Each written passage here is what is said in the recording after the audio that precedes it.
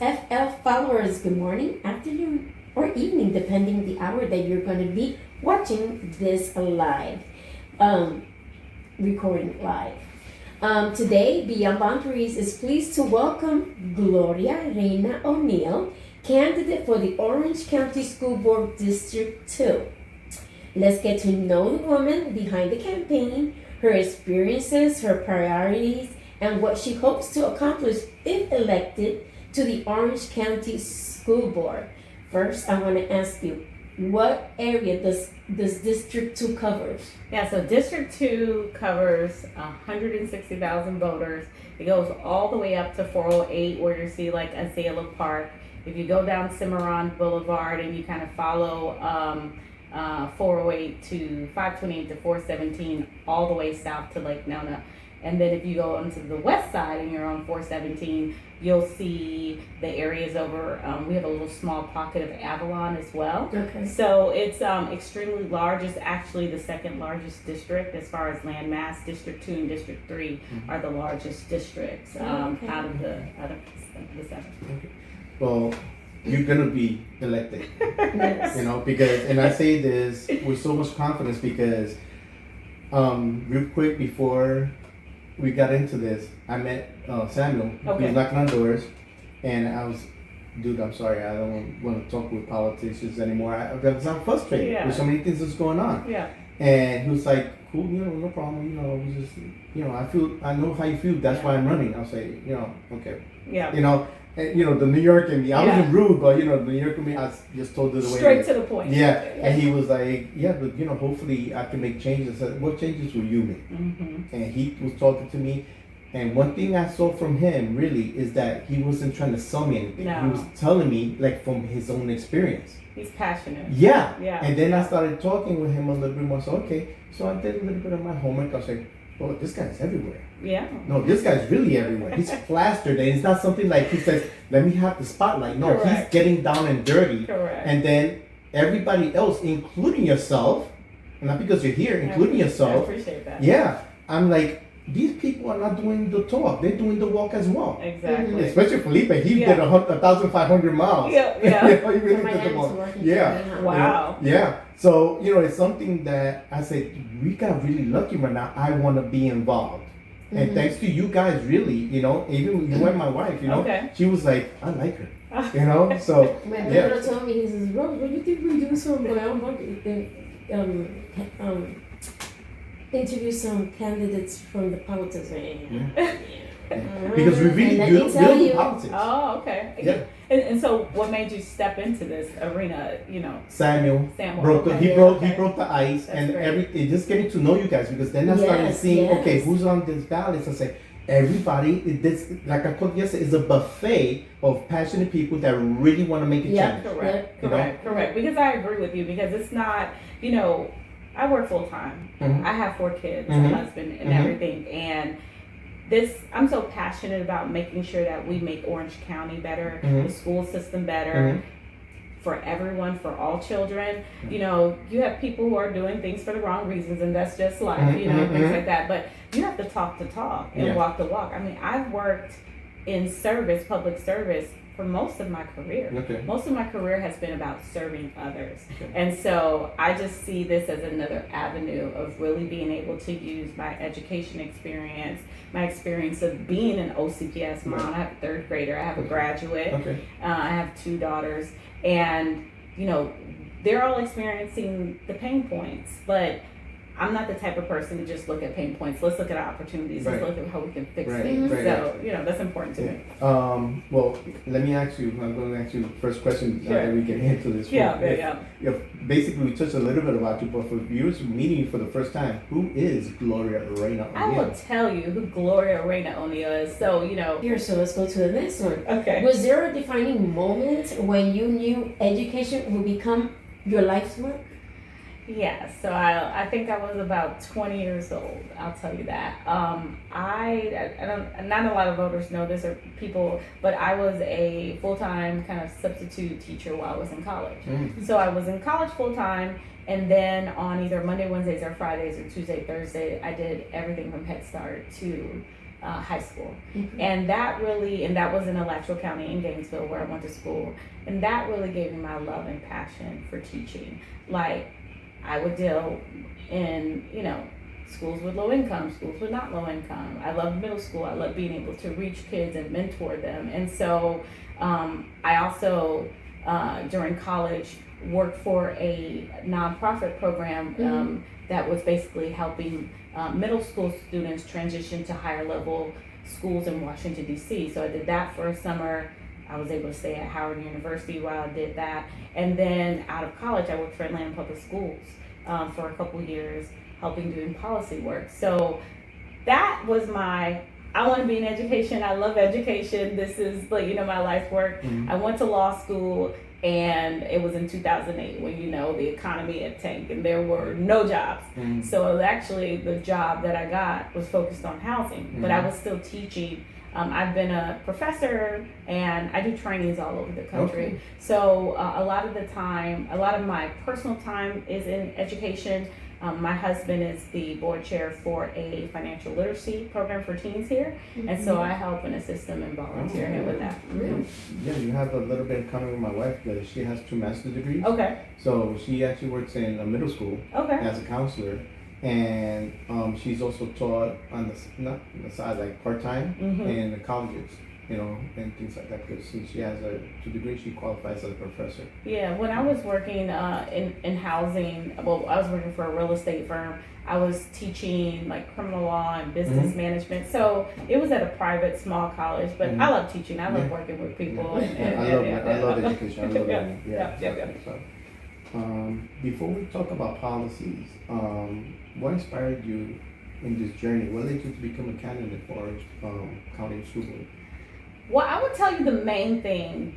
Last year, I did the Orange County Leadership Program. So that's where, you go for 9 months and you learn all about the ins and outs of the school system. And in every month, in every meeting, I probably was the one who was doing this all the time, right? I was right. People were like, would you stop asking so many questions? Yeah. And especially when they talked about capital fund planning, because that's my jam. That's housing. That's how you build schools.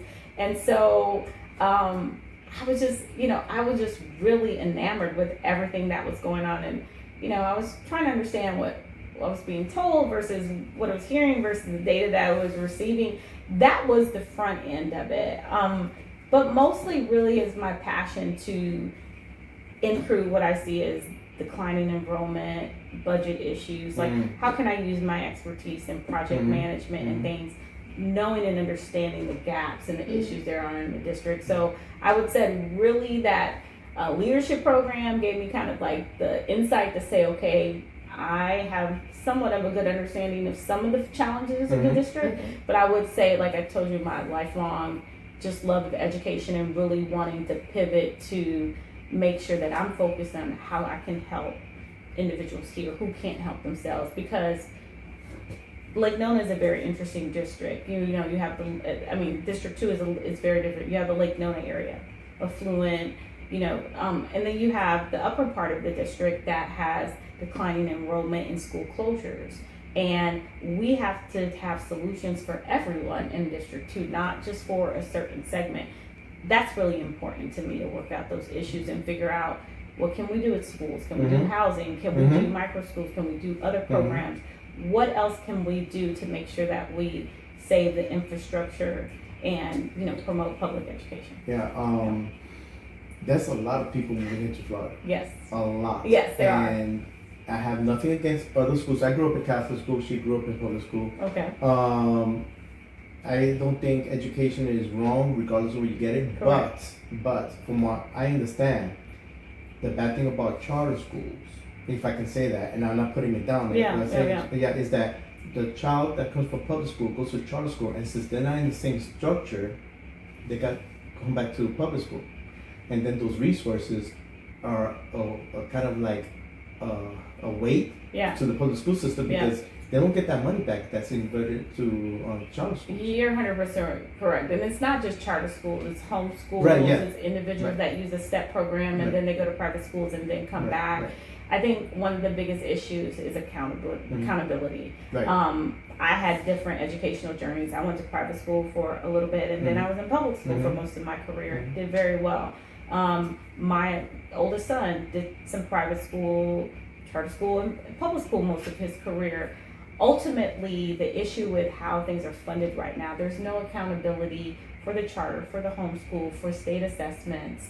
If you have an IEP and you're in a different school and the charter school or the home school can't afford to do that, then they just put you back into the public school system, and then that money isn't recouped. I think it takes a 12-month period. So yeah, there are gaps, because let's just do the numbers. You have 100 students. If you have 15 that go to charter and then they come back to the public school, you have 15% of your budget that's sitting into the next year.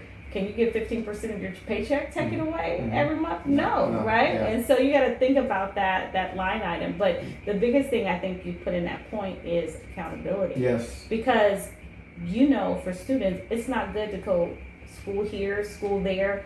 They need consistency. Whatever school they choose that's best for them. Yeah, it's a yo-yo effect. It's a yo-yo. Yeah, exactly. Exactly. Rose? Okay, what needs do you believe are not being fully addressed in our schools today? Yeah, I think, teachers are experiencing some burnout. I think they're experiencing some disconnection because of pay and the things that they need. They want to live in their communities. They want to feel respected. So I think we really have to get back to building our relationships and partnerships with our teachers. Because if we don't have them, if we don't have our support staff, if we don't have the bus drivers, we don't have a functioning school system, right? So I think teachers are at the center of it, but I also think with the students and parents, we need to make sure, and I think going to your point with private, public, charter, whatever, parents and students are looking for the schools that best meets their needs. And just like anything, McDonald's, Burger King, Chick-fil-A, you're going to go for what you think is best going to serve what you need, right? We need to be that Chick-fil-A. That's my favorite thing to always talk about. But we need to have the options, right? So if students need more time with the teachers, parents need more communication, we should be able to offer that. And true communication, not just an email. Let's talk. Let's talk. Let's talk together. Person to person, yeah. There's the principal where my wife works at actually has that type of mindset. Yeah. I know her when she was vice principal, and she hasn't changed, and she does an incredible job, and even though I'm not there hands-on, I know of her, not through my wife, just one. I've seen personally, we met her, actually. We tried to do an interview with her, but the school said they do their own filming and stuff, which is understandable. But she really includes parents, because unfortunately, and I don't know how you agree with this or not, but unfortunately, parents treat schools like they were daycares for them, like babysitters, and then they don't want to be accountable. Well, my son isn't doing the homework. It's called homework for a reason. And she involves, she does her best to involve the parents, so the parents will get involved and say, hey, listen, and she really tries her best. So I know how you feel about it. And I think it's working with a plan with the parents, because education has changed, and I think parents have changed. I know my generation, my father was like, the teacher's always right. It's very different now. And I grew up with the penguins. What are the penguins? The nuns. So basically, you got that ruler. Basically, He got the hit. He got the hit. That meant you may have needed it. I'm not gonna lie. I think it did. But they never did, just because at that time I would be like, well, see, we gotta talk about this, and they were like, and so I always got away with it. But going to your point, I mean, I think when parents feel disconnected from their school, they can look at different options. If they feel connected to their principal and their teacher, I think they're more apt to stay. Yeah, and there is, and everybody has a different way of managing things, and that's fine. I don't think there's really a wrong way. if it fits you and it works, that's fine, as long as it's success. I'll give you an example. Eagle Creek got a new principal this year, and one of the barriers when you have any meeting and you have small kids, what is it? It's noise. You have your child next to you, they're whatever. And she did something that was amazing that I haven't seen in the last 4. This is going on my 4th year. Is she had teachers in the library with the kids. All the kids went in with the teachers, and then all the parents went and met the principal. So it was quiet, we could ask questions, and just that simple idea of saying, hey, we're going to take care of your kids for 45 minutes so that you can talk and ask the questions and not be distracted. I appreciated that because, I just appreciate that because it was uninterrupted time. So yeah. Well, actually, that kind of touches my next question. Would be, what do you believe is the biggest challenges facing students today? There's a lot of challenges. I would say, I know people don't like to talk about it, but it's AI. I think AI is one of the things in screen time that we really, even though the school board has passed some policies, is really looking at current state and the future. Kids spend a lot of screen time at home, but using screens, using technology is part of the future, especially that jobs are going to look different exponentially every 24 months, not even every 5 years, 10 years like us. Every 24 months, things are going to be changing. And I strongly believe we need to innovate and be at the front of that.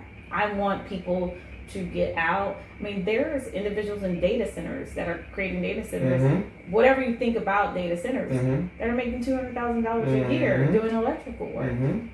We need to have our youth that have opportunities for those type of jobs. So I think we should embrace innovation and technology. I think making sure we utilize it correctly is important, but at the same time, we don't put our children at a disadvantage where they're not learning the things that they need to be successful. Just today, what year are we on? 2026. 2030. Okay, in the news today, 2030, at least 45% of jobs will be lost for AI. And just the owner of Facebook laid off 22% of his staff. 22% of his staff. That's when recently? Yeah. Again? But they've been already having layoffs at Meta and stuff. More. And it's all replaced through AI. So I had a talk. So I told you my oldest son he's going into his 3rd year at UCF, and when he was deciding a major, he really wanted to go into business management. And I said to him, I had to sit down. I said, there'll be no business management in 4 years. What else do you like to do? He's like, okay, I'm gonna go to nursing. I said, go into nursing. Yep. So I totally agree with you. Yep. I mean, even I talked to attorneys or people in different fields, like there's so many entry-level jobs, customer service jobs that are going away. When's the last time you talked to somebody when you're dealing with an app or a question or a problem? You get that generated responses. So, And it's funny you mentioned that, because before we go to Rose's next question, when we would just go to McDonald's, McDonald's used to have a manager that had a company car. Okay, yeah, they had car. Yes, where in New York or at least New York. Okay. At least New York. They had a company car, right? And he had 3 assistant managers.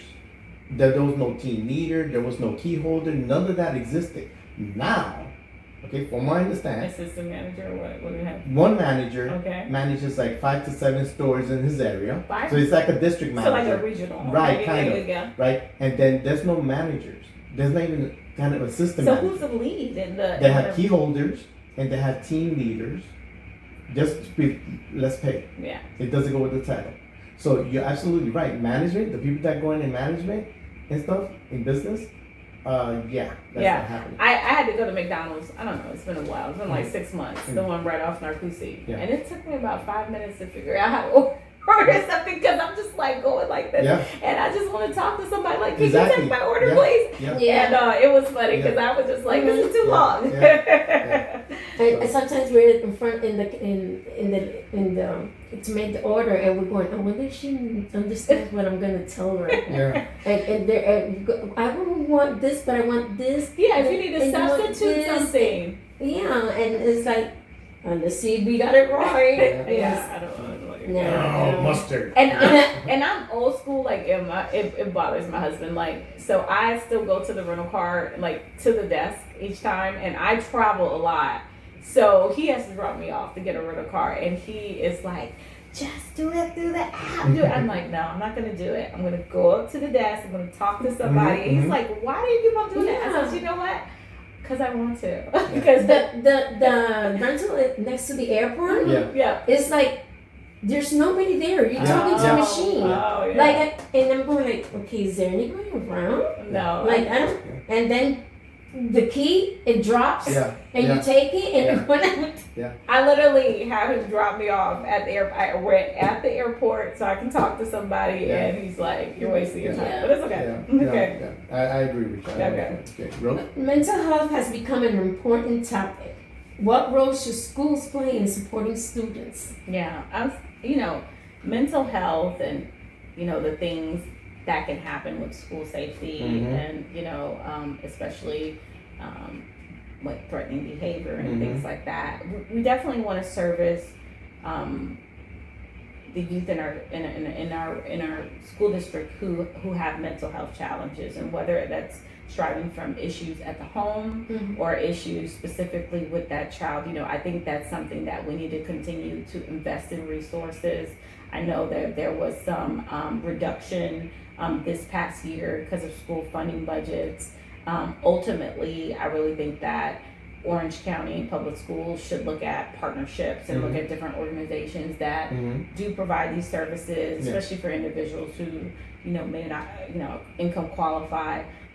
That would be one of the best solutions, to be able to either provide on site with partnerships or off site if there's external things. But mental health is just very important, and something that we take for granted sometimes. And there's a lot of kids or just a lot of individuals within the school that I think if we did better partnerships, did better collaborations, more resource identification, we could stop some issues. Thank God in Orange County we haven't had, we've had more issues in regards to traffic and e-bikes and micromobility, but we're always, Orange County Public Schools has its own kind of, police and scanners, and they do all of this thing to keep us protected, threat level assessments, but you never know what's going to happen. And I think that we need to be prepared, like I said, at the school level, at the district level, and make sure that we're not reducing those resources at our detriment. So we touched on mental health pretty much during the year because a lot of times people don't understand what's going on. I myself went through anxiety. And not that I joke around with her. I said nothing happens because I'm a man, but I went through anxiety for the first time, and it was the most craziest experience because I didn't know what was going on. It just happened. And what happened was a panic attack or something. Yeah, but what happened was it had to do with my digestive system. Oh, okay. So I was lost. I was what's going on? I didn't want to harm myself. But it was like I couldn't control my thoughts. So when I got in contact with the doctor, he said, okay, this is going on, blah blah blah. And I spoke to the therapist for the first time, and the therapist goes, "You're fine." I'm like, I don't feel fine. He goes, "Yes, you're fine. This is physically induced." Gotcha. Okay. So that's what opened my eyes, and because I started changing my diet, and that's that I was changing my diet. I've been groovy. Okay. That's so great. I was like, okay, great. That's great. But a lot of things that happen like this, people don't understand. Yeah. And it's not just that; it's other things, especially with our youth, because their influences is a lot. Correct. And the phones, and I just heard about content creator that got bullied. Okay. And she committed suicide. Oh my goodness. This is a young adult. This is not a teenager. So if she's getting that affected, imagine because all of the validation that's hormones coming from are it, changing and they're being bullied because of whatever, either they're transgender or just because they're from a different country or their accent. I used to be bullied when I was at Catholic school for my nose because I had a big nose and stuff like that. And I used to be like, okay. And they would be like, yeah, but you're not one of us because we're perfect. Okay. Interesting. I didn't care. I never had a, and they were like, they will give up. Mm-hmm. But not everybody's fortunate as that. So I think mental health is so critical. Yeah, I mean, my dad was a social worker for 40 years at Dade County, and he used to do assessments of homes and used to run summer camps, and I would go to those summer camps with him. And working in housing, I've been a mandatory reporter for most of my career, and working with people with schizophrenia, bipolar, all of these diagnosed issues. And there's just a way to, like, I'm a grad OCPS does training because, there is a certain way when someone is going through anxiety or going through some of these issues or have medical issues that you need to be aware of. Right. And so I appreciate you sharing that with me because we are going through our own struggles one way or another. And it's something that we should never judge or even forget about even making fun of. How about just listening? Yeah. Because sometimes people just need an ear to listen. Yeah. True. To just let it out. That's true. So, that's true. Yep. Yeah. Is this you, Rose? I think so. It's you, mommy. Yeah. I think teachers often say that you're being asked to do more with fewer resources. How would you support your educators? Yeah, I think we already touched on this a lot, but looking at how we as a board with the 1 mil referendum and things like that can designate items that sustainably address teacher pay and other items. Looking at other innovative ways if we go down the route, if Orange County decides to go down the route of using the TDD funds for expansion. Some people are against it, some people are for it. But what are some other ways, creative ways that we can take constraints off of the budget, whether it's using it for transportation or using it for arts programs or something like that, that's in line with the tax. But I think ultimately it really to me boils down in partnerships. I will say in our area, we do a lot of drives, back to school drives, making sure that teacher has resources at the initial stage. But going to your point when you were talking about parent engagement, the more engaged parents are, I feel the more connected they are. And we just need to work together as a group and look at, once again, partnerships. When I was in the Orange County Public School Leadership Program, there's an organization that they give free supplies all year to teachers, right? I forgot what the name of it is. But it looks like a big warehouse. Yeah, it looks like a big warehouse. I mean, we just need to make sure that even new teachers are connected to these resources so that they can get the resources that need. In the classroom, I really think that we need to look at kind of the structure, how we're doing things in regards to reading, phonics. Most kids don't know how to sign their names, right? And I think we do need to get to some things back to the basics, right? But that's part of having that freedom as a teacher that is guided by the curriculum, but they have enough, they have enough space or flexibility to teach children differently, because we're 3 different people. We probably all learn differently, right? Doesn't mean that doesn't mean somebody may need to change their approach to get to the same the same result. And so we need that for our youth as well. Okay. Well, my next question actually ties into this, which is the parents sometimes feel disconnected from what's happening in schools. We kind of touched that a little bit in the other one too. We did. But how can that relationship? I have something to say about that. I don't think parents are they feel disconnected. They disconnect themselves. Well, actually, you're right. Why do you think they disconnect themselves? They don't have. Well, maybe it's because they don't have time for themselves. Okay. But I mean, if parents give their children the attention that they need. Because sometimes you see little kids walking down the street to go to the bus by themselves. I'm going, hello? They're what, little kids? Little kids. Like I don't remember. Like 5 or what age are you talking about? Man, honey, I walk my kids. I walk my kids to school even in middle school. Right? Middle school. Junior high school? No, I was there. No. I went and made sure my kid got into school. I dropped off. And little kids, you grab them through the hands and you take them. That's how come there's a lot of, So you're saying you feel like parents are disconnected, are part of the issue. Is that what you're saying? Yeah, parents, I don't think they give a damn anymore. I don't know. They want the computers to take care of the kids. Yeah, I think there's different mediums. Definitely how we used to parent is different. Because I can see that I have a 12-year gap in my children. iPads and all that stuff wasn't available. It's very different. I do believe that there's a lot of ways that we communicate with parents and they're overwhelmed. And there was like some SNL skit, but you know, you have your weekday newsletter, you have the Parent Square app, you have the emails, you have you have like 4 different mediums, 5 different mediums that you're getting communication from the school. Like I said, parents are working, they're not paying attention. And right now, some of the attention span is a little low with people, right? You talk to people for 30 seconds, they're like already tuned out, especially.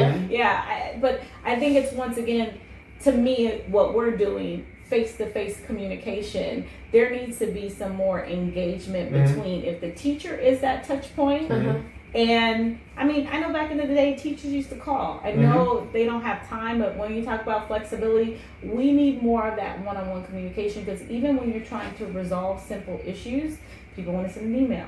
People want to send, people don't want to sit down and talk to each other. That's part of the issue. That's part of the misunderstanding. So I think it's on both sides. I think OCPS needs to do a better job of communicating all of the tools and things that we have for parents, because they have these academies, they have Parent Square.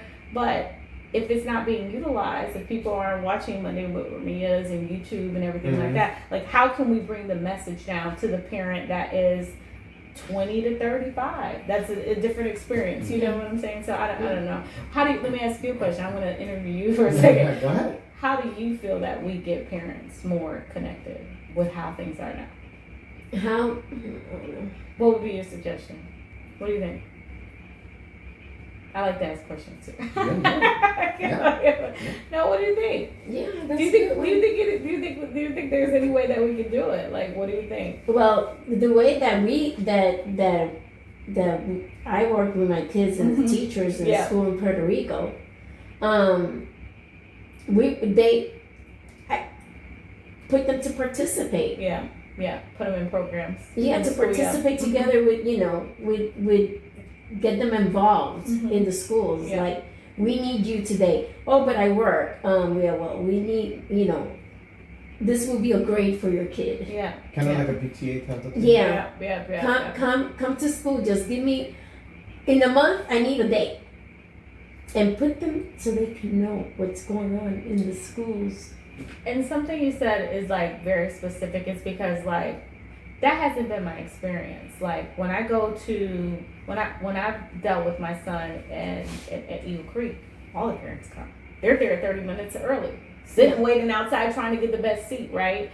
I was talking to a parent liaison in another school, I won't tell you, in my district, and she told me, hey, I have parents that they're living, in a house, six people in one bedroom. The parents work multiple jobs. They can't come to PTA. They can't donate their time because they're working. And to me, those are issues that I'm not saying we need to solve, but those are things that if we want parents to be more engaged, how can we engage them with the time that they have? Yeah, so I think that's a challenge, but that's a reality of of where we are just as a society. But one thing she said to me that stuck out was, we should get the same resources as someone in this area. Yeah. And I'm totally agreeing with that. I'm in total agreement. Well, it's funny you say that. Ironically funny, we used to have a family that lived over here in this subdivision that they moved a couple of years back. And one of the reasons she wasn't involved was because she felt overwhelmed that when she was talking with other parents, she was like in a lower level and they were like in a higher level. So she could have the conversation, but when they're talking more, let's say, of more involvement and experience, she couldn't feel like that connection. She wanted to be there, but she said, I don't fit in. Yeah, and definitely PTA can get a little cliquish. And I'm not a cliquish person. I'm a more like, okay, you, I'm good. All right, so I love PTAs. PTAs are beneficial, so I think this is you. Me? Yeah. Every elected official faces difficult decisions. Decisiones. How do you approach making decisions when people strongly disagree with you? This is what I Well, this is it. This is either take it or take it. Take it or leave it. Leave it or take it. You can make it easy. Yeah. I mean, this is what I do every day for work. I get a group of people in a room over a policy decision, program decision, and we hammer it out. Now, I'm usually the moderator. I'm usually the person with both sides saying, let's outline the process. Let's talk about the facts. Let's talk about the inputs, the money, the budget, and things like that, and let's come up with a solution that makes sense. So I'm a very data-driven person. I taught myself SQL. I have done software implementations. I worked for a tech firm for 4 years. Okay. So my thing about it, I'm going to pull the data myself because I want to see it. Don't give me data that doesn't make sense. I want to pull it myself. Yeah. So I think going to your kind of questions, when it's difficult decisions, we need to understand the raw data. If you're telling me, for example, that school numbers are dropping every year by a certain percentage, but this year it is much lower, your forecast is much lower than last year, but we have seen an increase in disenrollment, that doesn't make sense to me. Okay, we need to forecast numbers that actually make sense that we can build a budget by. So I like to make data-driven decisions. I think because we have, a board, just have different dynamics, need to make sure that we are collaborating and partnering and I won't say talking at the board meetings to make the best decisions for Orange County, not for a specific area, but for the total population. So, yeah, that's my question. Good. Because I'm a little nerdy. Yeah, no, it's okay. Yeah, sure. I know about. I think I'm I beat nerd. you. I think I beat you because in the summer vacation, I would go back in September with 2 or 3 book reports, and the nuns would be like, "What's this?" I said, "I did book reports." You on vacation? I said, "Well, for me, this is fun." Well, let me tell you, my husband always laughs at me because I graduated, I think, 15th out of 500 students. I really had a 4.9 GPA. And so I was talking to him about that and my SAT score. He was like, that was 24 years ago. Why are you still bringing that up? I said, because it's important to me, okay? I want you to know I was a good student. He's like, get over it. I love learning. In fact, her daughter is learning Korean. I said, I'm down. Really? Yeah. Oh. Yeah, she's very strict at it. She goes, wait, I gotta go. I gotta take my classes. Okay. Now she's gonna go to South Korea? No. What's her goal? No, we don't know. We don't know. Okay. See, I know a little bit other languages. Like I can speak actually Visaya and Chavacano, which is Filipino dialect. So Tagalog. Okay. But they're close to Spanish almost. Okay. Yeah, so, but I know a little bit of Greek, a little bit Arabic, a little bit Chinese. I used to, and all these were my friends. They used to ask me, "Hey, how you tell the girl that she's pretty? How do you have a phone number?" I'm like, "Bro, she speaks English, but I thought smarter. Let me talk to the parents, because if I'm good with the parents, so that's how I learn. So learning for me has always been, I love it, except math. Okay, well, I'm a big traveler. I know another language. I know sign language. Yeah. Oh, you know sign language? Yeah. Okay, When she drives. You got special finger. Yeah. Okay, Yeah. got that. We got that. You got it. Right. They're very special. They're very special, yeah. So if you like that, how will people know that you're keeping the promises you made in the community? Yeah, I think there's 2 things. I'm the type of person that I'm transparent and accountable. So what you see is what you get. You don't get otra Gloria. I'm Gloria Reina. I'm going to be here. But more importantly, I think it's just being present in the district, like being present everywhere, making sure I'm having town halls, making sure that I'm collaborating with Tom Keene and Rita and our elected positions to say, okay, how can we collaborate and bring more resources to the school?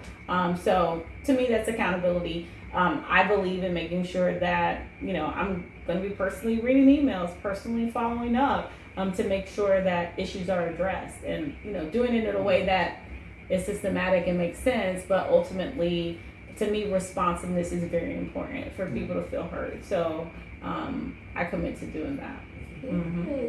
Yes, we're normal. We're human people. We are human people.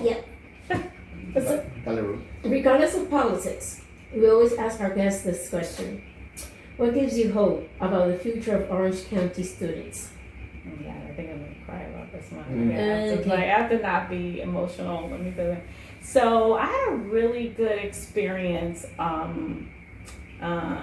a week and a half ago, Maxwell Frost and Governor Spritzer, they had like a rally, and it was all of Maxwell Frost interns, which he has about 90 interns, and they've been assisting in canvassing in my race, Angie Gallo, and really just showing up. And I had about maybe about 4 or 5 kids in high school. Some of them went to private school, some went to public school, Boone, and I think it was Masters Academy. But they were so driven, and I remember that. I remember being that person who was NAACP and working with the Hispanic caucus in high school, and I remember feeling like there is change that I can effectuate. Like I want to make my community better. And I saw all of that in these young kids, and they were like, oh, we love your speech, we support you. One young lady was like, sorry, thank you. She's gonna cry for real. No, but young one was like, I want to be like you. I want to do the same things that you're doing. And when you're in the work and you spend your career working and helping, and you're working 60 hours and you're doing this and you're raising kids, you don't see the impacts. And that was a moment for me to say, wow, God, look at how full circle things can come. Look at how you can influence people, not just by them knowing me, but just by taking this forward step of running and being authentic. So I told my husband about that, and I think I told one of my best friends about it. And it just really meant a lot to me, because this is something I wanted to run for office 20 years ago. And I went to law school, life happened.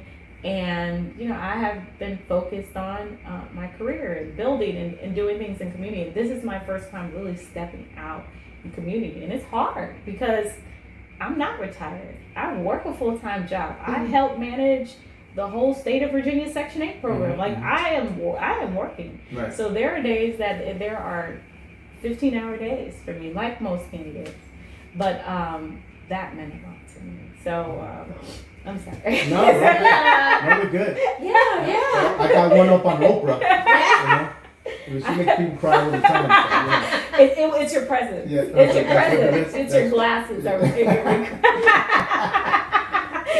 That's nice. So, we're over. We got one closing question. One closing. Okay. Finalmente. Yeah. So, if there's one message, this is for you. This is your audience. So, if there's one message you'd like each voter watching today to remember before election day, what would it be? And you can say it in Spanish too. You can say in Spanish, anything you Or want. in Spanish, okay, gracias. Spanish, yeah. Yeah, in Spanish, yeah. So I'll say it in English. Pero no, I mean, I'm Gloria Reina O'Neal. I want you to know that I'm an authentic person. I'm a mom, like a lot of individuals here at, in Orange County, wanting the best for all. Not for some, not for, una persona who is, has money, for a person who has legal status. I want the best for all children. And being a mom, being a former educator, being someone who has studied law and worked in this community, I just really want to work and build partnerships so we can be effective. And so it's not about power, it's not about fame, it's not about the position, it's about getting in here and doing the work. So I want voters to know that I'm committed to doing the work. Well, I can vouch for you for sure, and she knows how I am. Oh, in this hour you can vouch for me? No, yeah, I vouch for you, definitely, because like I said, I did my due diligence, and it wasn't something like you're there, like in the old times, politics and kissing babies and stuff like that, but then absentee. Yep. I can tell you right now, I don't see anybody between you, Melissa, Samuel, Felipe, Johanna, none of you guys, Angie, I misspoke. I don't see you guys being absentee at all. Yeah. I don't, because if you guys have been getting down to the nitty gritty, this is your playground now. This is you're really gonna be playing in this sandbox. Yeah. You know, so you're gonna take advantage and really produce a lot. So I really do wish you the best. Thank Really, you so you know, much. definitely. Yeah. I wish you the Good best. luck. You know? Good luck. That's so Definitely. sweet. You know, So sweet. and of course, you know, we're rocking you up. So Okay. you know, All right. I we're doing appreciate a lot it. of prayers your way, a lot of blessings. Thank So you. go. I can't say kick something because I have to beep it, but you know what? You gotta kick. Yeah. No, that ain't no deal. Definitely. Go. All right. So people, vote. Vote, please. Gloria Yes. Reina O'Neal. You see her in your ballots. Let her work. Let her work. She will work. She will Yeah, work. give her the opportunity so she could show us all she has in mind All right, for thank our you. students and our community. Remember to share, like, comment. Please, would you like or comment? Say something. Tell us something. Not only view it, because we see if you see it or not, but we'd like to give your feedback. Yeah, we have over 17,000 viewers. Oh, wow. Okay. And Yeah. none of the viewers like it or comment or say Okay. nothing. No, They just- we do get it, but the thing is, though, things have been changing a lot. It's not only us; it's been Okay. changing a lot where people just don't like hit the like or hit the comment. Yeah. We- What do you think? It's too much. It's They just view they view and that's basically it. you know. But we have people in Poland and other countries I can't even pronounce. Yeah. Oh, that's So yeah. Anyway, guys, we're at TikTok, Instagram, Facebook, YouTube, Threads, Spotify. You gotta. I did. Snapchat? Are you on Snapchat too? No, we're not Snapchat. No, we snapped the chat. You but- did, you chat, snap. Okay, so thank you for joining us. Thank you. Thank you for the This is opportunity. give. And you're welcome to come back anytime. Okay. Yeah, After let us I'm know. elected. Yeah. Ooh, that's a good one. We'll have a party. Yeah. All right. We have some wine and stuff and Yeah, we'll have. pop the bottle. Yeah, we'll have fiesta. Okay. Well, thank you guys. Yeah. All right. Love you. See ya. And I am keep safe. still. Every dream I make is real. There you go. No fear, no doubt in me. I was made for victory. Take care. All right. Take care.